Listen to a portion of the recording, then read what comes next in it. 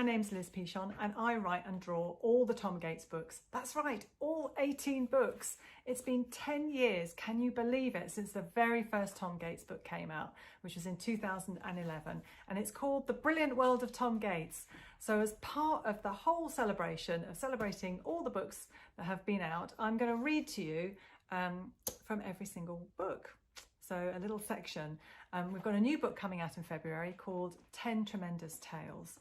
So this part that I've decided to read to you is about when Tom, he's got a brand new pair of shoes, and every time he walks in them, they make a very unfortunate rasping sound. You know you know exactly the kind of sound that they make. I can't really do it. I've been practicing and doing a kind of rasping, like, I'm not going to do a raspberry, but you know, that's the kind of noise it is. So here we go. I'm going to read this bit.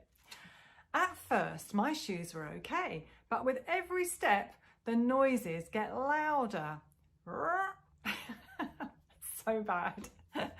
What's that noise? Derek asked me.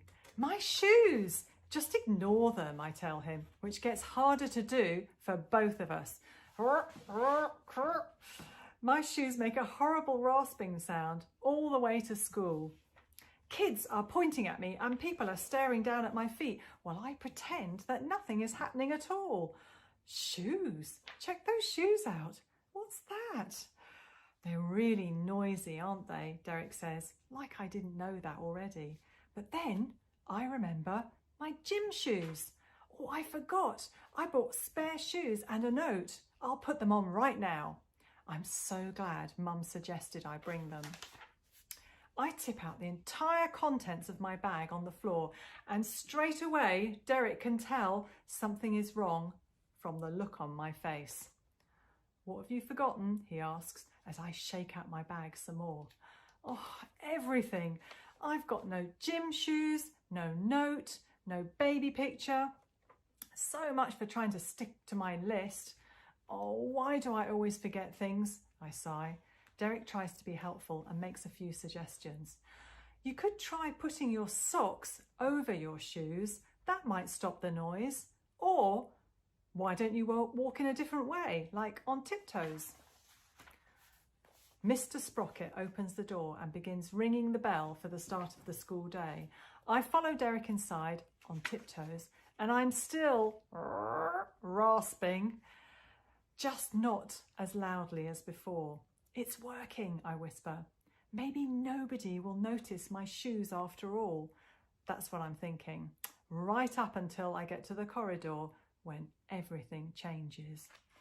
Caretaker Stan must have spent hours polishing up the wooden floors last night because as my super noisy shoe touches the super shiny floor, I make an even more spectacular sound, and not in a good way. I'm going to have to do it like a... Everyone looks at me. Ooh, is that you? No, it's my shoes, I say, frantically pointing at them. I make that noise again just to prove it wasn't me. All the kids say, Tom, and lurch away from me. Shoes, shoes, it was my shoes, I keep shouting, which doesn't help much. Brad Galloway thinks it's really funny and makes things worse by saying, go on, do it again, make that noise. I can see Mrs. Worthington looming towards me, looking a bit fierce. She's saying, what's going on? Who's making all that noise? Before she finds out it's me, I decide to take off my shoes and socks and make a run for it instead. Trying not to get my toes squashed by oncoming kids isn't easy, but I make it to the classroom in one piece. Now all I have to do is to get to my desk without Mr. Fullerman spotting my bare feet. How hard can it be? Very. Mr. Fullerman sees everything. There we are. There's Mr. Fullerman.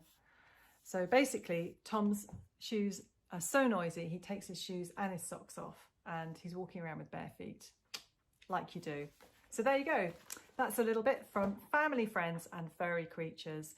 And if you haven't read it, all of the books, like I said, there's 18 of them to feast your eyes upon. So get reading. Bye.